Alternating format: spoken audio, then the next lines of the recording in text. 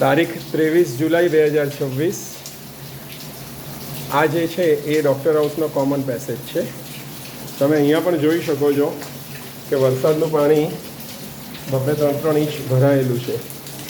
માણસો પણ ત્રાસી ગયા છે. આજુબાજુની દુકાનોવાળા પણ બધા ત્રાસી ગયા છે.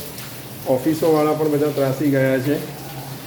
આ સોસાયટીના રીડેવલપમેન્ટની તાત્કાલિક જરૂર છે એ અંગે કોઈ વિચાર નથી કરી રહ્યું અને રિપેરિંગ પાછળ ખોટો ખર્ચો અને ખર્ચાના નામે કૌભાંડ, કશું જ વળતું નથી. છેલ્લા 10 વર્ષથી આ રીતના આખી સોસાયટીમાં પાણી આવે છે. તમે જ્યાં જુઓ ત્યાં આગળ પાણી છે. બેન, તમે આજે કેટલી વાર પાણી સાફ કર્યું? કેટલી વાર? સવારથી અત્યાર સુધીમાં કેટલી વાર કર્યું? એમની 5 વાર પાણી આવે છે. અને હા, ખાસ જોવાનું કે એમની ઓફિસમાં પાણી નથી આવતું.